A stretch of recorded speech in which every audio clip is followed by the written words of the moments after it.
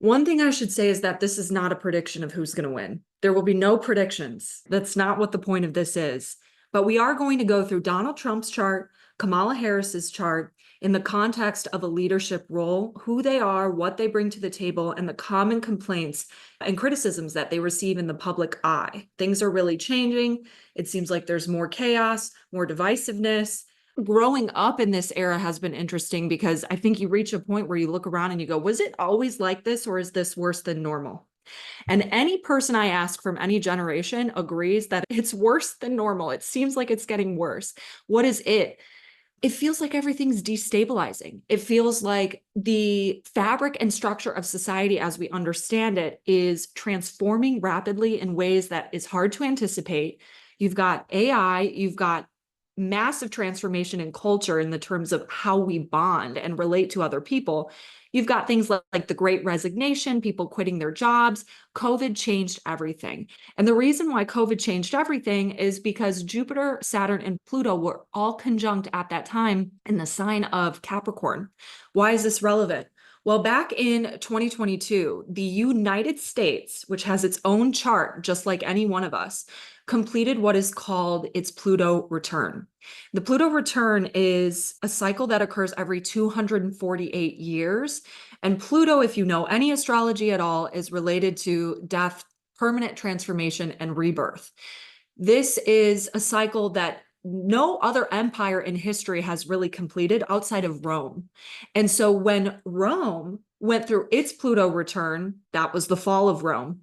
So the United States is under a similar type of pressure right now. And the fact that it has Pluto and Capricorn being the sign of our larger structures of the way that we rule, govern, and law, the institutions, corporations that structure our society, all of that is where the focal point is. Never before have we seen a time where there is less trust in the institutions that are supposed to be here to protect, provide, safeguard the morals and virtues of society. Where human design comes in is it gets very specific about the transformation that's taking place in society at large, for which this election is such a core component of. This is a global transformation that everyone in all societies is going through. But the difference here this time is that the United States is going through its Pluto return at the same time that we're going through a cycle change in human design. What is the cycle change? In 1615, we entered what is known as the cross of planning. The cross of planning is a background frequency that conditions the development of society. This was the start of the Industrial Revolution. The cross of planning is all about bargains, deals, and the exchange of work so that society can proliferate, more people can be born, the population can expand, and there is the development of skills and the application of human focus to build and structure society as we know it. So since 1615, we've been under what is known as the cross of planning. The schools, healthcare, government, the goods that you have coming from overseas and arriving on your doorstep exactly when you're expecting them to be there, the stocked shelves at the grocery stores, the ability to plan and anticipate an ordered structure of society is the conditioning force. It's gate 40, 37, 9, and 16. This is work, the deal, focus, and skills. So how is all of society built? What do you want to be when you grow up? Where are you going to put your focus and attention? What skills are you going to develop? What agreements are you going to enter with other people to provide your energy and your work output? We define ourselves by our roles in the world. We work until we're nearly dead. It's all about what we can do for other people. And in exchange for that, there's a deal, there's a bargain. We get our needs met. We get money. The government provides for us. There's Medicare, there's Medicaid, there's Social Security, school. Institutions are going to provide for us. The doctors are going to be there. There are authorities you can trust. All of that is breaking down now. Because in 2027, we're shifting into a new background frequency, which is called the cross of the sleeping phoenix. And the cross of the sleeping phoenix will span from 2027 till 2438. This is a very different quality of time.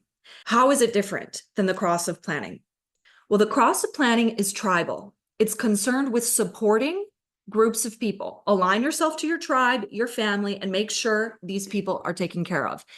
The quality of support is the undertone of that cross. The cross of the sleeping phoenix is individual in nature. The cross of the sleeping phoenix is made up of gate 55, 59, 34, and 20.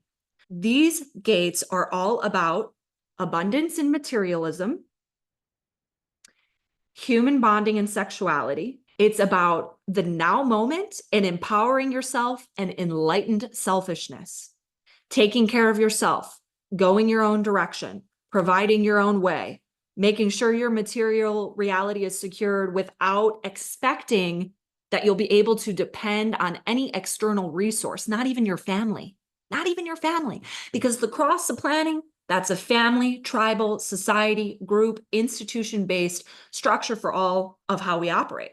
And that conditioning frequency, regardless of your chart, regardless of what cross you're on, regardless of what your signs are, has been the undertone of how we operate. That's changing now. So the way humans are bonding, the way they're expressing sexuality, it's very different.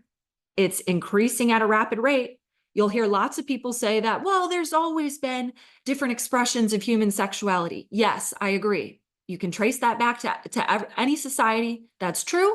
I'm not denying that. But if you want to pretend that it's only increasing now because people are more accepting and it's more out in the open, I don't agree with that. I just simply don't agree with that. I think there's a lot higher concentration of unorthodox expressions of human sexuality and gender. Notice there's no gate 40 here. It's not about work. It's not about what I can do for you. It's not about what you can do for me. It's not about what the government can do for me or what they'll provide to me or what they'll say they'll do or the promises that they'll make. It's about what I can create for myself materially because it empowers me and it's the place that I find the spirit. Gate 55, the keynote is abundance is a matter of spirit. So if the spirit, your spirit is not in what you're doing, there will be no abundance. And you can't expect the structures that have always been in place for the last several hundred years to be there to catch you when you fall. So it brings this election into question now because 2027, when this change really accelerates more rapidly, is going to be during the next presidential term. These changes are inevitable, meaning just like Kamala's campaign says, there's no going back to the way things have been. We're not going back. But just like Donald Trump says, make America great again. Well, it depends what you mean. It depends what you mean, because America is not going to be the way that it has always been, nor will any other part of the world. And a lot of what government deals with is what provisions, what support are we going to provide to people? My assertion and my assumption is that over the next 100 years, all of that is just crumbling. It's just crumbling. Even today, people cannot expect their Social Security to be there in the same way that it has been before. So those are some of the changes that are coming. And really what I do when I look at these candidate charts is who's the person that's going to be the one in office when the shocks come and the further changes. Part of the migrant crisis that we're experiencing right now is motivated by lobbyists who are trying to bring people in to get cheap labor because Americans don't want to work in the same way that they have before. The motivation is not there because the cross is changing. Okay, let's start. Ladies first. I was raised in a ladies first kind of household. So we're going to start with Kamala. I'm going to share my screen and we're going to go over first the astrology chart, just in brief. So this is Kamala Harris. We're just going to talk here about a few key points that I can see with her chart that contribute to both her strengths and the criticism that she constantly gets in the public eye. Now, she's a Gemini rising. Her ascendant, a specific degree of her rising sign is conjunct the North Node, meaning her destiny in this lifetime is intimately tied to speaking, writing, ideas, information, translating messages, being out as a person who is here to inform and spread what they've learned. Very fast mind, very quick thinker. Also an anxious person. What's interesting about Gemini is if you know any of the stereotypes about Gemini is that they can be two-faced. That comes from their natural gift for changing the quality of their speech and the voice that they use in order to make sure that the message lands or is received by the other party. Often you hear comma chameleon, right? Everyone criticizes her for using a different accent depending on who she's speaking to. And you can't really tell who she is because she's always changing and she's always using a different voice, et cetera, et cetera. That's the rhetoric that I hear about Kamala when it comes to being a Gemini rising. But that's just what Geminis do, right? Gemini, the function of her energy is to ensure that the message is received and to come off in a friendly, relatable, matter of fact, down to earth way that can be received by your neighbor, so to speak. Gemini is the sign of your neighbor, your brother, your sister, your friend. You can say that it's fake. You can think whatever you want about it, but that's where it's coming from. And knowing that can help understand her nature. She's a sun in Libra in the 5th house. Libra is the sign of law, legality, balance, what is fair, administration, judgment. It's very common to see Libra placements be in a kind of judiciary role. Judge Judy is one of my favorite Libras, right? She's constantly smacking the gavel down with what is fair in her sense of judgment that is trying to be very balanced and objective. So it's very common for people who have strong Libra placements to be involved in government law or politics in some way. And of course, she was an attorney general, senator, and now the VP. Being that the sun is in the 5th house, it gives a Leo quality to it because the 5th house is associated with Leo. So Leo is traditionally the sign associated with rulership, kingly positions, monarchy, being in charge, being in a position of power, being on display, being seen. So it adds extra emphasis there to her role in the public eye. Her moon is in Aries. So typically the moon, we talk about it being related to our emotional nature. And we'll see this more when we get into our human design chart. But just to be matter of fact, moon in Aries can be quite impulsive emotionally, very reactive, maybe even a little bit immature or quick to jump to conclusions, trying to be gentle but firm, because I know at least one of you in this room has a moon in Aries. Some of the gifts with moon in Aries is the ability to delegate, to be in charge, to pioneer a way forward, to be a leader, to be a warrior, to be able to fight through struggle for what they believe is right. And because it's in the 11th house being an Aquarian energy, that focuses her delegation, leadership, and warrior qualities onto society at large or groups of people or community, because that's what Aquarius is about.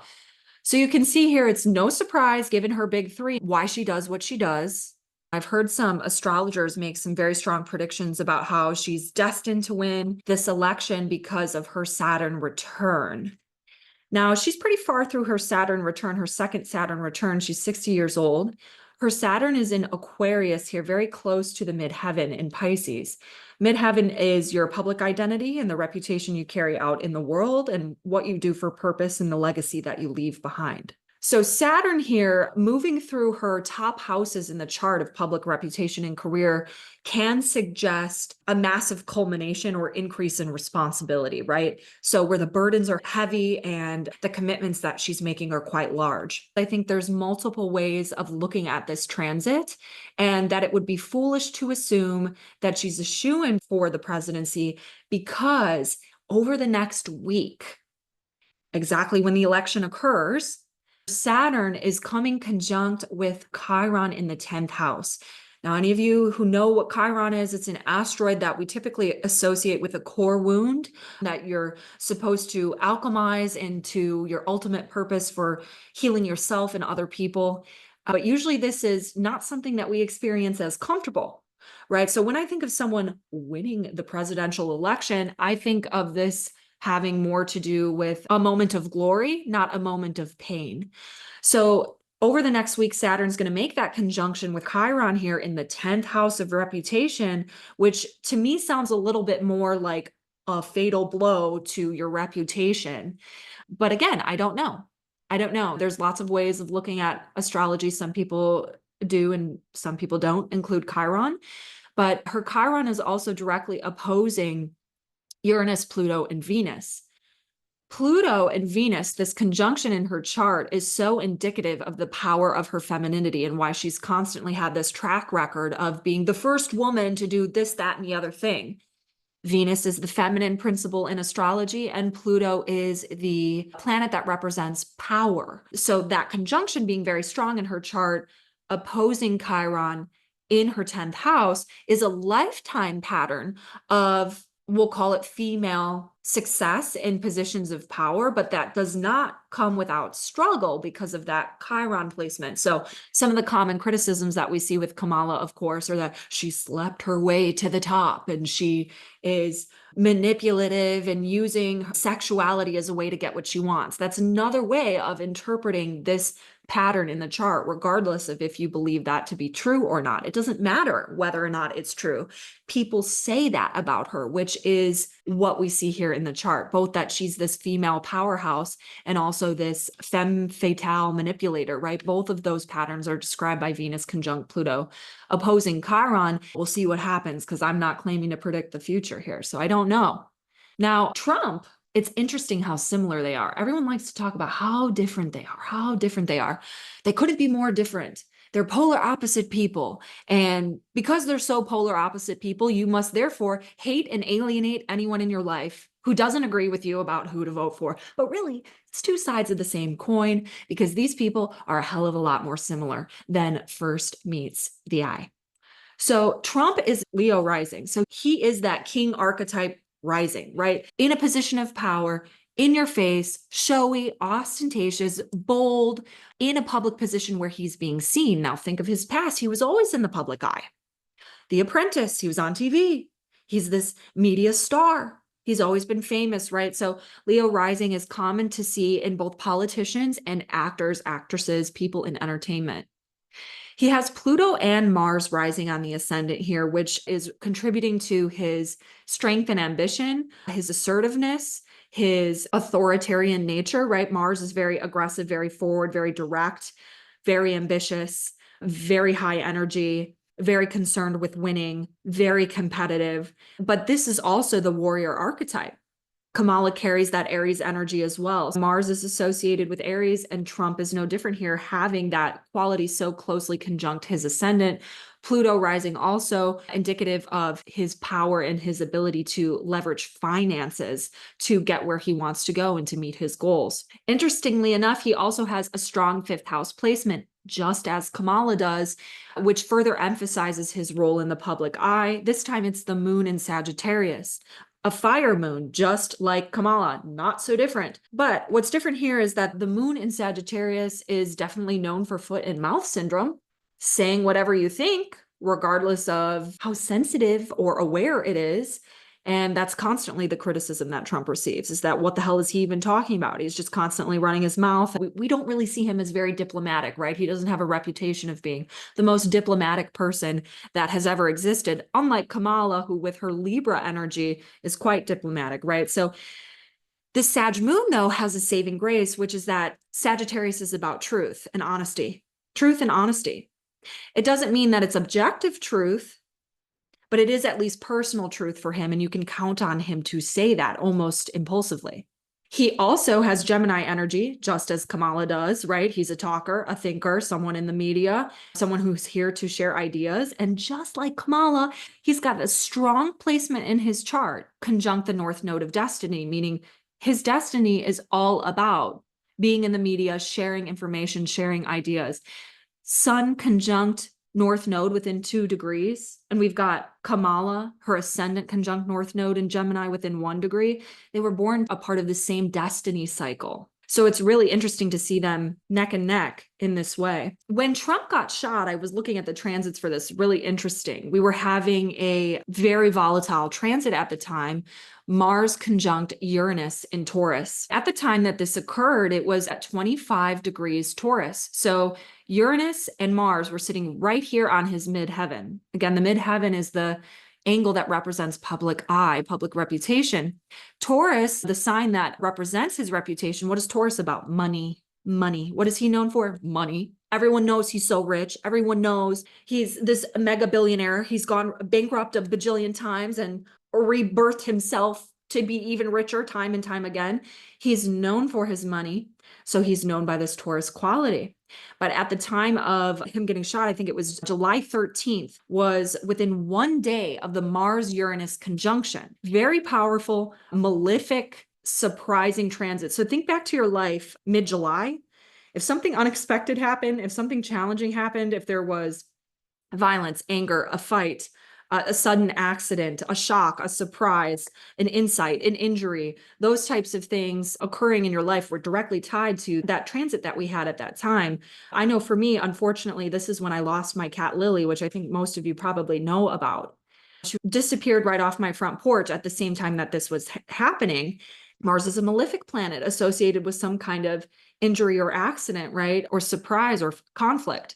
Uranus is the shock and the sudden nature of it occurring. So when the two come together, what does that mean? Trump gets shot in the public eye for all to see because it directly hit his midheaven. It was unbelievable. But the near miss, I think, was described by the fact that at that time we had Venus in Leo and Jupiter in Gemini. So those are both of the benefic planets that offer good fortune and protection, and they were directly aspecting his rising sign and his sun sign. That's their astrology charts in short. I know some of you have been studying them, but even knowing these things doesn't necessarily illuminate how are we supposed to decide between the two of them. Essentially, what I've told you is that they're actually quite similar. So how do we know who would be better in these changing times where trust in institutions and support that they provide is scheduled to be phasing out over the next 100 years? What do we do? Who do we choose? So that's where I think the human design comes in. Let's continue with ladies first. Kamala Harris, her human design chart. This is her chart here. What we're going to start with is her energy type. So this is the quality of her aura and the way that she moves through the world. She is what is known as a generator. This is due to her defined and consistent sacral energy, meaning she has consistent access to the life force to do work. Essentially, she incarnated here to do work that inspires, lights her up, and that she enjoys. She specifically responds to the opportunity to do something in a new way because she's got the channel of mutation. The defined gate in her sacral is gate 3. This is the pressure to do something new, to experience something new, and to innovate the way that it's been done so that it can be done in a way that has never been done before. That's the essential quality of her energy. And the way that she makes decisions is through her gut. She has a very strong gut instinct that operates in the now moment and tells her very physically whether or not she agrees with the decision or feels that it is right for her. Not right for the country, not right for foreign countries, not right for policy, for her, to lead her life to a sense of satisfaction. If she makes decisions by the gut, she'll always get there. To pop over to Donald Trump's chart right away, he is also a generator. He's actually a manifesting generator, meaning when he responds to something, he will have the ability to take action toward it right away. And that's really the only difference. Kamala is very methodical. I would call her methodical step by step. Let's make sure each step is taken care of and completed before moving on to the next step. Whereas Trump is an expert multitasker, can have his energy and mind dedicated to multiple things at one time. This is the quality of a manifesting generator.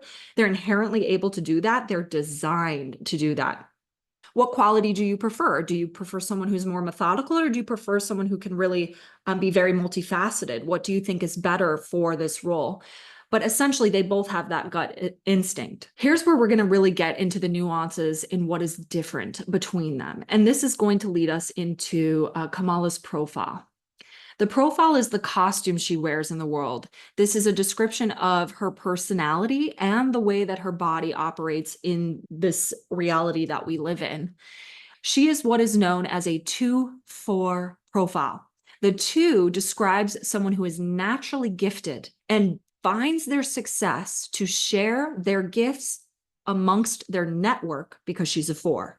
So the 2 is a naturally gifted person.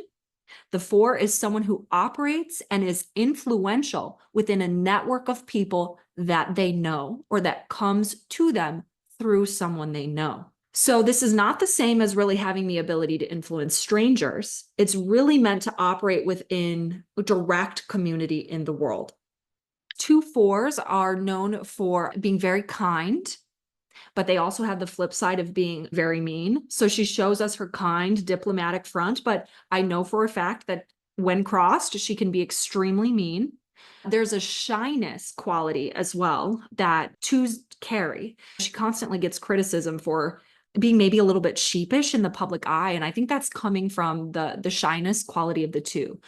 Twos respond to an inner call. They're self-motivated, intrinsically motivated people. So for Kamala, I don't think this is about the money. I don't think this is about necessarily even wanting to help people. I think it's an inner call that she feels she has to respond to because she's been called on by people to fulfill this role. But really, she'd probably rather not do it and stay hiding to herself in her private life. Twos really like a lot of privacy. And I have heard the right criticize her as not really working very hard. She takes these days off. I would say that it's probably coming from the quality of the two that really needs time away from network and people in order for the gifts to be refined and protected. If she doesn't have enough privacy, she's going to get burnt out. The network is how she found her success, which takes us back to that criticism she receives about sleeping her way to the top and rubbing shoulders with the right people at the right time in order to find opportunities. 2 4s are opportunistic. You can criticize her all you want for this, but this is the way they operate, and this is actually how she is meant to function in the world. So it's correct for her, regardless of if you like it or not. So if she did sleep her way to the top, I mean, that's absolutely what she should have done. It's very common for 4s to sleep with their friends. The issue and the challenge with the 2 4 profile is that 2s are characteristically naive. I'm a 2. Many of you are 2s. 2s can be naive. Why? We're in our own process. We have a lot of genius thoughts going on in here all the time. We're in our own world, pottering around, doing whatever we feel we want to get up to. And because of that, we can be naive to what's going on in the world. We can be naive to people's true intentions. 2s are childlike. They have a natural innocence to them. They're very playful, silly. So with that 2 mind quality, there can just be this naivety about the true working nature of the world and people's power plays and darker intentions. If you have a 2 in your profile and you're aware of that, ask yourself, is there anything you've really been ignorant or naive about in your life? And when did you have those smacks in the face that you were totally missing something or misunderstanding something? That is the quality of the 2. And that to me, I see as a disadvantage for foreign affairs, which is a common criticism that she gets, is that people don't know how she'll behave when it comes to negotiating with other countries at a time where war is everywhere and the threat is increasing of even worse, terrible things happening in the world. So that's something to consider with a 2. Each profile has their own leadership style that is marked by the numbers in their profile.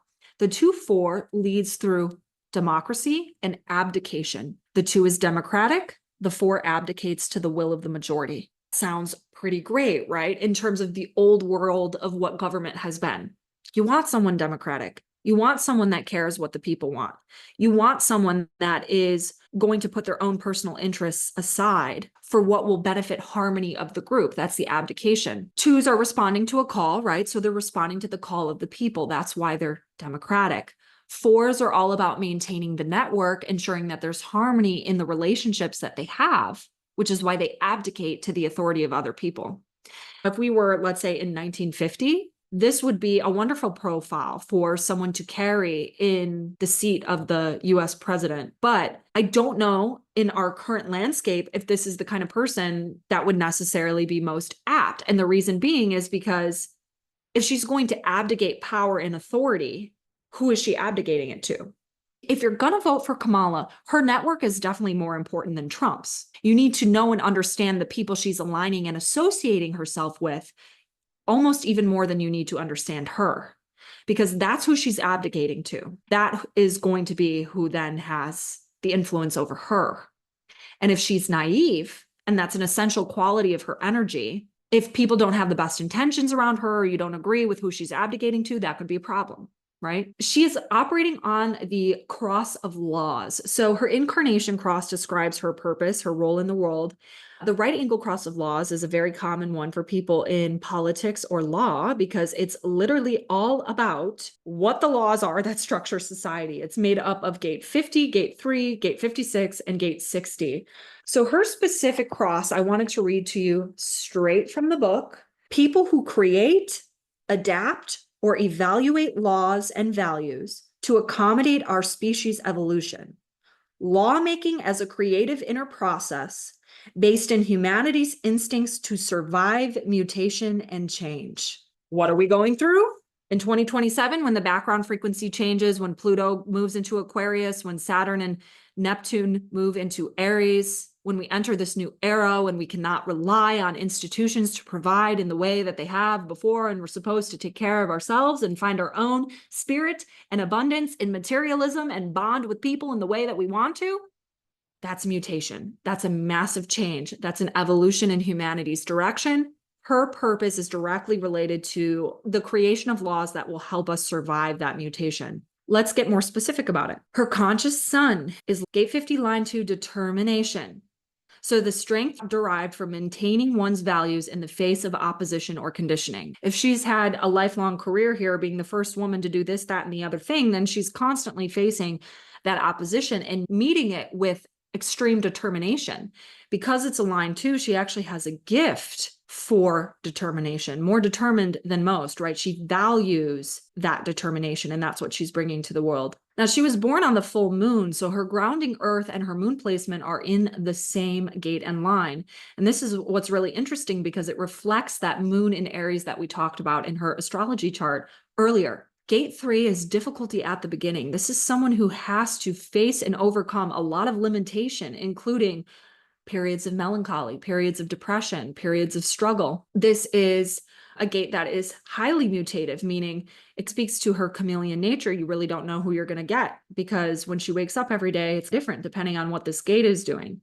Line 2, this is part of her purpose, how she fulfills her purpose. This is the quality of her moon as well.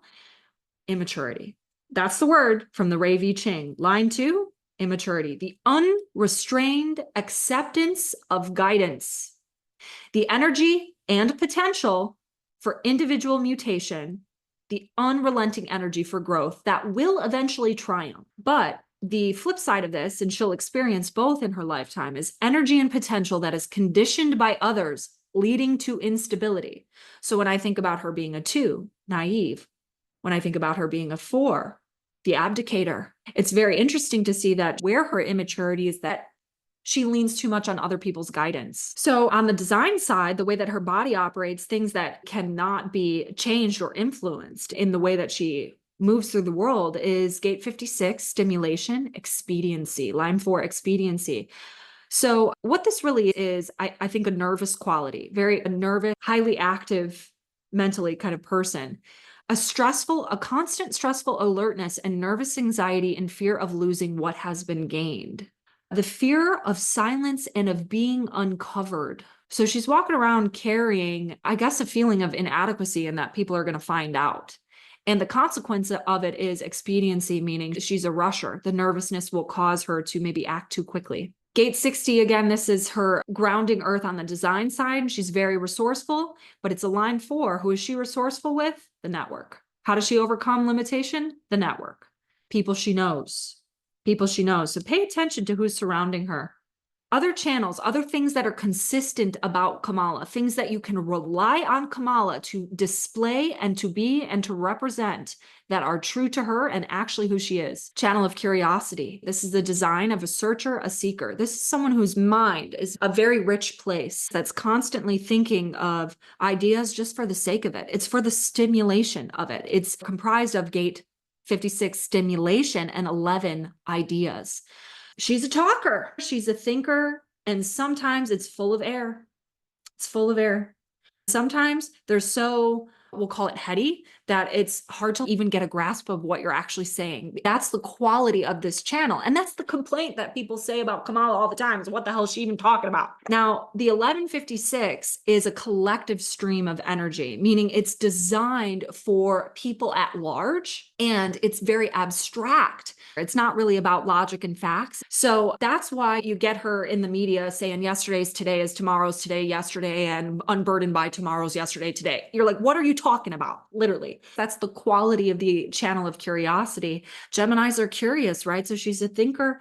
The thing to know about this channel is that it's purely for the sake of stimulation. It's to offer the ideas to other people to see if they would be helpful or spark inspiration in other people. It's not really for action. It's not really to do anything she says she's going to do necessarily. It's not to say that she can't or she won't. It's just that the quality of this energy is actually really just designed for the sheer stimulation of it. And so that's something to understand about the way that she speaks and also the way that she thinks. Now, we talked about her channel of mutation already. This is very core to who she is and what she's here to do. This one works in an on-off pulse where she can make a lot of change very quickly in a short amount of time when the energy is there for it. But like a light switch, it goes off from time to time, and she will invariably experience periods of depression and melancholy where she really doesn't feel like doing much of anything at all. Doesn't mean she's not going to show up to work. It just means that she's the kind of person who's going to operate in a boom and bust cycle where she has a lot of periods of feeling, I would say, almost manically creative, then followed by periods of time where all she feels is the pressure to do something different without really the energy to make it happen. She also has the channel of abstraction. So this is another collective channel. Kamala is really for society at large in the sense that she has so many collective channels. The channel of abstraction is comprised of the gate of confusion, which is 64. So constantly running over what has happened in the past, why it happened, and the patterns that come from it. And gate 47, which is oppression. This is a difficult gate to carry because it's constantly looking for realization. So she's got a mind that's constantly trying to make sense of things and feels a lot of pressure to do that. Let's talk about her defined centers. Head, ajna, throat. This is someone who's very fixed in their thinking. She will sound very certain in her speech, but that doesn't mean that she is correct. Certainty in a matter of speech does not guarantee correctness. She does have a very commanding way of sounding like she knows what she's talking about, and that's the quality of a defined head and ajna here connected to the throat. She has several different voices here, but I'm going to focus on gate 56 because it's her design sun. And I have a quick video for you guys talking about her design sun here and the way that it speaks. Gate 56, the voice is, I believe. I believe, I believe, I believe, because it's abstract, right? It's creative. It's about collective ideas that stimulate. It's not about facts and logic. It's a belief, right? So a voice that she will commonly use is I believe. And I found this interview of her on Ellen. This was back in 2018. She was still a senator at the time. And it is part of loving our country to say, you know what? I believe those words we spoke in 1776, that we are all equal and should be treated that way. Yep. I believe those. Yep. I believe those words. And I will march and I will fight to make those words true. And I will do that joyfully. Yes. So that's what her quality of speaking is. I believe you heard her say it multiple times. That's an authentic voice for her. She also has gate 45. This is a traditional gate associated with being the king, right? So gate 45 is all about gathering people together for a cause and to mobilize the kingdom. So this is the king or the queen. You see it very often with people in positions of leadership. Her perspective and motivation, this is really interesting. If we go into some of the advanced details of her chart, her perspective is survival, meaning she's constantly scanning for threats and ensuring safety and security by tone 1 intelligence, investigating and getting more info. So the way that she ensures her own personal security in life is through learning, gathering more information. And her motivation for action she takes in her life stems from need. What is needed? What's needed out in the world? And it's a strategic left arrow, meaning it moves from a position of being a novice to a master. So she asks herself, or her motivation is, what do I need to master this? What do I need to become a master? There's a few other details in her chart that I found very interesting related to the specific timing of her life. We each have in our human design chart 4 nodal placements that describe our direction at different stages. And the stage that she's in, being that she's 60 years old now, is set by the north node of her design, which is gate 15-4, line 4. Gate 15 is about extremes. It's about loving the extremes of humanity, the poorest of the poor, the richest of the rich, the most evil, the most pure, seeing all of the sides of society. But the line 4 quality that she has specifically here is called the wallflower. So this is her nodal environment right now that describes where she's at and what she's doing from now until it ends when she's 63.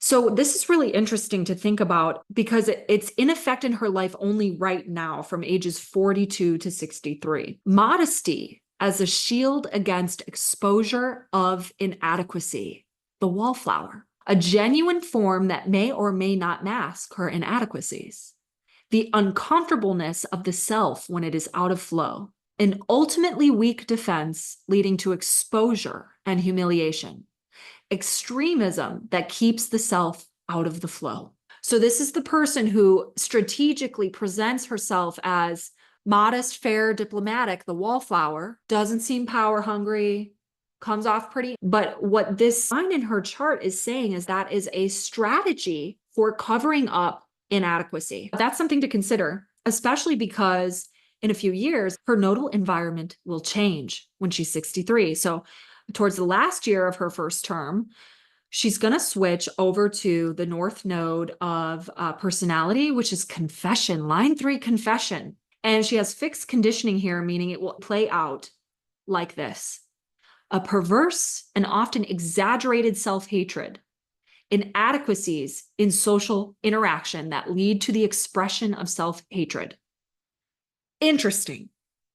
That means right now where she's at is the modest wallflower concealing inadequacy. In 3-4 years, she's going to move into an environment that is all about self-analysis and confession.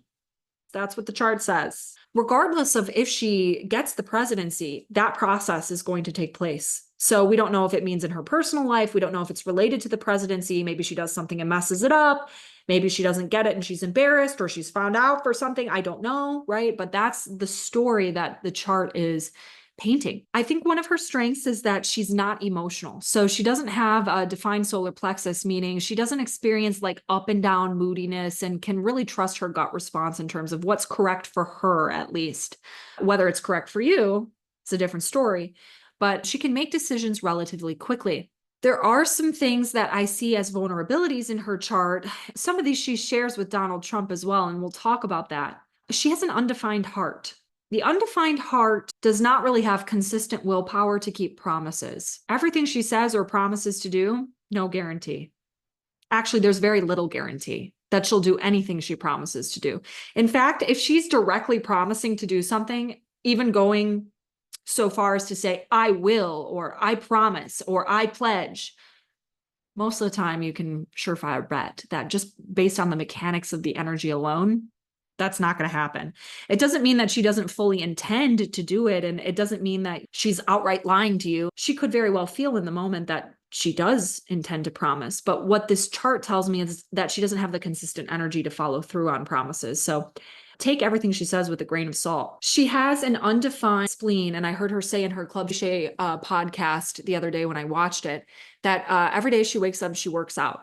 Someone who's undefined spleen is usually very wise about health because they have a sensitive immune system and they have to be. So in a very stressful, high intensity role with a lot of traveling, her health and immune system is actually something that's quite vulnerable, especially if she does not have the time to take consistent care of herself. This chart describes someone who doesn't really feel physically well all of the time, or at least not consistently, prone to colds, prone to flus, prone to just upset stomach, not really feeling well, blah, blah, blah. She does have an undefined G center as well, meaning this is a person who doesn't have one set defined purpose and can play multiple different roles in her life, but is also vulnerable to the direction of other people. So a short summary of her chart to me, what I see here is someone who's naturally gifted and diplomatic, very fixed in her thinking with a lot of ideas about what could benefit society, and is clearly here on a cross that's meant to create laws that help society move through change. It's very obvious.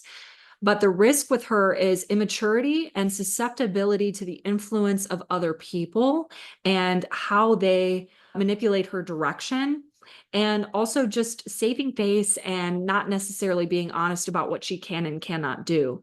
The naivety, the abdication, you have to think about if that's what you want for the next 4 years, because that's what she will bring. Very democratic, absolutely. But is that what is needed right now? Someone who abdicates power and authority, just given the nature of the world stage. What do you think about how it has gone so far in the past 4 years? Those are the things to ask yourself. Okay, let's do Trump. Donnie J. We already talked about how he's a manifesting generator, so he's circular. He does multiple things at once, and that's correct for him. He is in a pressure sandwich. It's the first thing I notice when I look at his chart, meaning he has a fully open head and an undefined root, meaning there's a lot of pressure in him to get things done all of the time and to solve things instantly. This is someone who's vulnerable to the stress and opinions of other people in the sense that they're constantly just trying to check things off the list. It's actually a not self behavior. He's meant to be, in his true form, would be pretty relaxed in his approach. And you can see at times that he feels pretty free of pressure. But at other times, and I think probably behind closed doors, he could make impulsive decisions under pressure that are quite risky. But he is very open-minded, right? So he's much more open-minded than Kamala, right? So Kamala has a defined, fixed way of thinking. Her head and her ajna are defined and consistent and have a recognizable pattern, whereas Trump's head's fully open. He can entertain multiple ways of seeing things. He has some collective circuitry, just as Kamala does, but he's actually much more tribal in nature. He's got a few channels here that make him very oriented towards supporting the tribe, which you can see that he has assumed the United States as his sense of tribe and family. So his energy is all about support and collective sharing, whereas Kamala is much more about collective sharing and her individual empowerment. He's really not very individual. He's really not very individual. His energy is here to serve other people fundamentally. Now, there's some things about him that make him quite selfish, actually, which is what we'll talk about now through his profile. This is his primary difference with Kamala. He's a 1-3 profile, whereas Kamala is a 2-4. So the numbers are totally different here. The 1-3 is the most self-absorbed profile of all 12 profiles, because both lines 1 and line 3 are part of what is known as the lower trigram, meaning it's concerned with personal destiny and an introspective process, self-understanding. So people are constantly calling him so selfish, and he only cares about himself, and he's only about what he wants, et cetera, et cetera. Actually, his energy is really designed for other people. However, his profile, meaning his personality and the costume that he's wearing, is very self-absorbed. It comes off very self-absorbed. Why would somebody want this? Now, I mean, there's 1-3s everywhere. Hillary Clinton was a 1-3 as well, right? But people didn't really call Hillary Clinton self-absorbed. What is the 1-3 all about, and what are they here to do? Well, the 1 is the investigator that's seeking security and a foundation in life through diving as deep into a subject as they can to resolve an inner sense of insecurity. The 3 learns by experimentation and by doing, throwing himself in head first and getting his hands dirty. He has to experiment. He has to make mistakes. The 1-3 is the one profile out of the 12 that is here to become an authority or an expert on a topic or topics of their choosing by direct experience and depth of study. Depth of study. Now, he's really designed to be an authority on whatever he's presently investigating. And these people make very good teachers. The purpose of the 1-3 also is to test what is working and what is not working. 1-3s bump into things. They directly bump into what is not working and what is broken, including bullets. 1-3s bump into things. They bump into things physically, they run into people, they run into problems, and they're here to experiment with ways and solutions to make things more stable and secure. They fix what's broken. They're aware of what's not working. The 2-4 is not the same. The 2-4 here is meant to share gifts with a network of people. That's it. Share gifts with a network of people. The 1-3 is here to be aware of what's not working and experiment with ways of resolving it.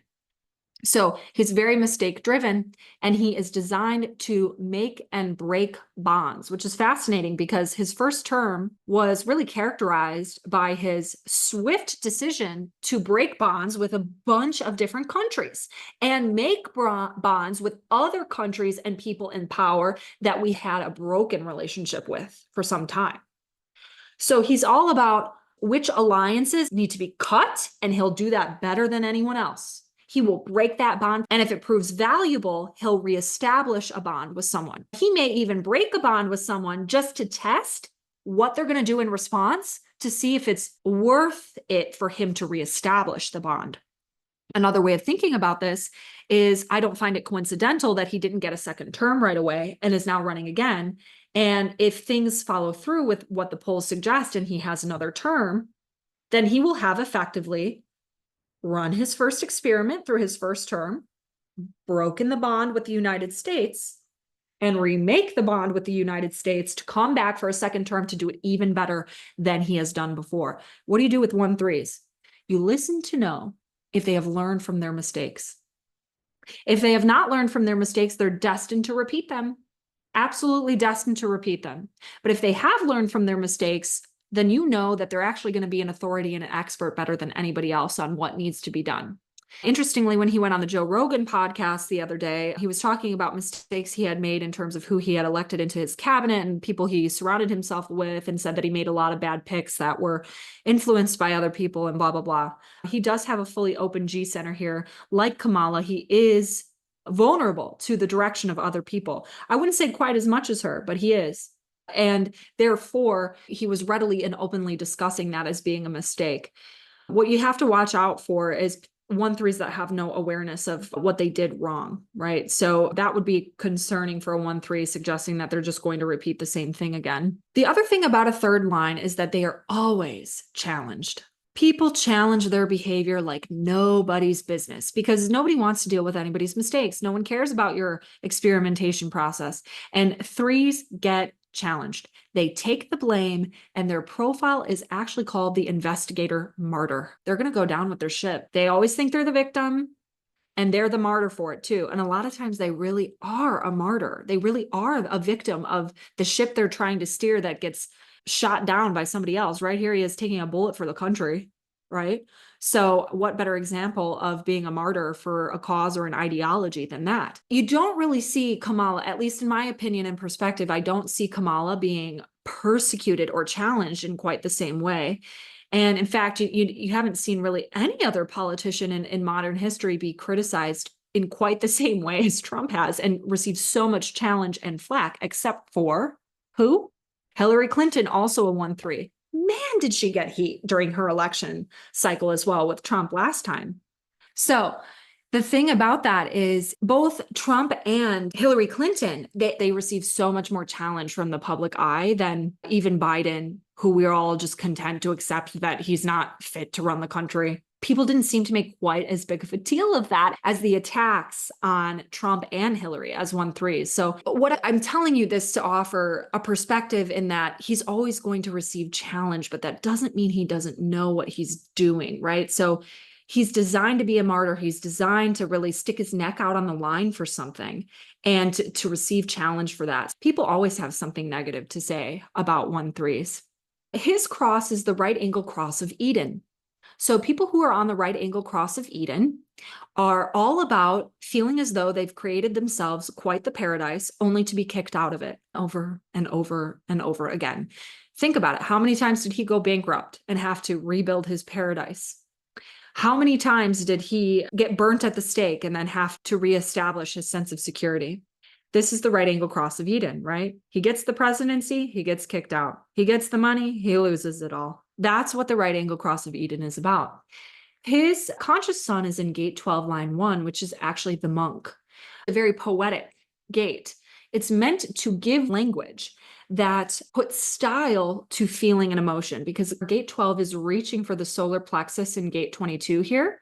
The solar plexus is the source of emotion. And so what does he do? He gives voice to what people are feeling. What are they feeling? Who is identifying with the voice he is speaking? People who are angry because these are manifesting channels to the solar plexus, which have a root theme of anger. So people whose personal Eden has been disrupted, they feel like their lifestyle, their ability to afford things, millennials who are trying to purchase a home and can't, boomers whose social security is unreliable and whose benefits are not there, young people who feel like their future is never going to come to pass because of the way older generations have ruined it, right? People who are angry and feel as though they've been kicked out of Eden. They identify with Trump's rhetoric because he's lived a lifetime of getting kicked out of Eden and working to reestablish it. So what does he say? Make America great again. Make America great again. That is a slogan for the right angle cross of Eden. He has also here the channel of acceptance, which is a very logic-based channel. So unlike collective energy streams, the channel of acceptance is all about opinions and facts. He's got a lot of opinions, and we know that. He's always had them. And he generally has a lot of facts to back them up, which is why I say pay closer attention to what people are telling you about him, because his energy is designed to be challenged, and his chart has the facts, the logic and the facts and the arguments. Usually when you see this channel, this is someone not to be argued with, right? This is someone who's very detailed, very articulate, very organized, someone who has opinions and perspectives and can back them up with evidence. And Jordan Peterson has this channel too, someone who is a fierce debater, right? So this channel, when I think of this channel, I think of someone who is really hard to debate against. So this voice, his voice, it's not I believe, it's logic, it's I think. So let's hear an interview from Trump back in 1988 on the Oprah show. What do you think of this year's presidential race, the way it's shaping up? Well, it's going to be very interesting. I think that probably George Bush has an advantage in terms of the election. I think that probably people would say that he's got like that little edge in terms of the incumbency, et cetera, et cetera. But I think Jesse Jackson's done himself very proud. I think Michael Dukakis has done one hell of a job, and George Bush has done a hell of a job. They all. So you can hear there that he's speaking from that channel when he says, I think it's coming from a place of his logic, his opinions, supported by the evidence that he has and the facts that he's been given. His moon placements are really fascinating because his conscious moon is in 26.5, the egoist. This is a salesperson. This is the person who knows what to say and how to say it to ensure that the product gets out to the tribe. Product's got to get out to the tribe, so we're gonna sell it to you. We're gonna make you feel as though you need it. And we're going to make you feel as though we're here to support. Doesn't necessarily mean that he'll follow through. This gate is one of the gates that is most classically associated with a manipulative edge. But the specific line that he has here is adaptability, meaning the power of memory, which maximizes the potential of the ego to attract others. So line 5s are for the public. They influence strangers. So what he's selling, strangers, the public, they're buying it. They're buying it, right? So that's what his moon is all about.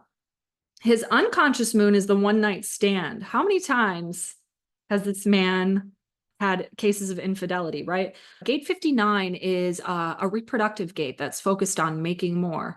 He specifically has line 6, the one night stand, which is all about experimenting with relationships to see what will stand the test of time. It's part of a channel he carries called the channel of mating, gate 59-6. He's got a lot of children, right? But this channel is also, just in general, very strong for business because it's about making more of something by establishing the correct bonds with other people. So wherever he goes, he makes more. He makes more money, finds more people, etc. So he has a lot of power to attract. Now, the other thing that I see here in his chart is the channel of transitoriness, which is gates 35 and 36, so design of the jack of all trades. This is someone who tries out many things in life, moving from a place of total inexperience to a place of experience and expertise, and can do that with a lot of different topics. And in that podcast, he revealed how much he knows about a variety of different topics, from history, law, politics, business, trade, all of that. So he's a jack of all trades, literally, in the sense that he can really apply his energy to master anything and become good at anything. Very versatile kind of person. It's that Gemini energy in the same way that Kamala has it, but it's applied here in terms of what he can and cannot do. His perspective is similar to Kamala's in that it's survival based, meaning he's looking and scanning for threats. And as a 1-3, he's very focused on correcting and fixing them and to ensure protection by taking action. So whereas Kamala wants to find her security by gathering more information, Trump wants to ensure survival by taking action. His motivation, the place that he takes action from, is hope. So seeing possibilities. I guess he would probably call himself optimistic, hoping that these things can lead to a better world. Challenges with Trump, he's emotional. Emotional people are moody. You never know what you're going to get on the day that you're getting them. And the not self theme of a defined solar plexus is making decisions impulsively. Impulsivity is Trump's enemy. The worst possible thing he could do is make a decision impulsively. If he is pressured to make a decision quickly, guarantee he's going to make the wrong one. This is a design of someone who needs to sleep on things in order to come to a strong feeling of what is correct for him, not for others necessarily. Just like Kamala with the gut response, it's correct decisions for Trump come from waiting over time. Sometimes in a position of authority, you don't always have time, right? So that's one possible challenge I see with his chart. He also carries the channel of money. So just like Kamala, he has gate 45, the king, the queen, but he has the full channel here, meaning he also has control. The channel of money goes without saying. It's literally so obvious and literal. I mean, he's a money man. He knows how to move money around in order to build and create and get what he wants, right? So the channel of money is actually a design of an educator, someone who is the king providing for the kingdom the resources that they need in order to thrive. So this is a natural leadership quality that he has. As a 1-3, his style of leadership is authoritarian and anarchist. Authoritarian and anarchist. Line 1 is the authority, like a parent over a child. Someone who knows more about a topic or subject than you, who you can therefore trust to make a decision that's in your best interest, in theory. But the risk, of course, is, unlike naivety with Kamala, the risk with the authoritarian is that he becomes so authoritarian that he thinks only his authority knows best, right? And so you hear that commentary often about him. His line 3, the 3-line quality of leadership is anarchy, right? So break the bonds with things, test what's not working, and rebel against it. And he really is giving voice to people who feel like everything's broken and the government we need to revolutionize and rebel against it. He is constantly talking about drain the swamp, right? Drain the swamp of the career politicians. This is an anarchist approach to leadership that's here to break the bonds with everybody who is part of the established order. So if you're frustrated with the established order, he's your guy. He has a defined ego, which Kamala does not, right? So the ego is associated with the energy to keep a promise. He can certainly keep a promise much better than she can. Not everyone, not going to say he's going to do everything he says he's going to do. Of course not. But his word is actually higher integrity than Kamala's, just matter of fact, based on the mechanics of the energy. His north node right now, so he's, what is he, 80 now? The north node of personality is the nodal environment that he's in right now. Gate 45, line 5, leadership. All gathering together must have a center and a focus, fixed to the intuitive intellect and gift for innovation that enhance the group effort and ensure continuity through respect of the center. The gift for expressing leadership on the material plane. He was a former Democrat. A lot of Republicans think he's too moderate, right? Not Republican enough. He has some pretty middle of the road views as far as Republicans go on abortion and other topics like that. So I think it's interesting that gathering together has a center and a focus, and he ensures continuity by respecting the center. And the environment of his design and his purpose right now is leadership for the public. It's line 5, for the public, to what? Right angle cross of Eden, reestablish Eden. That's in short what we have with their charts. If we're moving into a time where there's not going to be the same support and trust and reliance on institutions of every form, who is the leader that you want? Do you want the person who is designed to reestablish Eden when it's lost, who knows how to test relationships to ensure their strength and provide for that foundation, who is a logical and opinionated person with a big ego and a lot of money? Or do you want someone who is democratic, an abdicator, diplomatic, very stimulating, with a lot of ideas, and an ability to create laws that help survive mutation? When I say it like that, either one of them sounds like a pretty fair choice to move through the next quality of time. If you have not voted yet, the advice would be to trust your strategy and authority and choose who you think is right for you if you do want to vote. Either way, you know that the risks that we'll have going forward with Kamala is, I think, certainly in the way that other people surrounding her will influence her, and her ability to show up with the level of depth that someone needs to carry this role forward. Whether or not that modesty is useful, I don't know. With Trump, you're going to get someone who's much more authoritative in nature, but definitely not controllable, right? Not controllable. And that's why a lot of people like him, can't be bought, that kind of thing. So Kamala represents a little bit more of what we, I think, see with a typical politician that represents what we've always had. And Trump is, of course, the rebel. So that's what I've got for you. I hope you enjoyed it.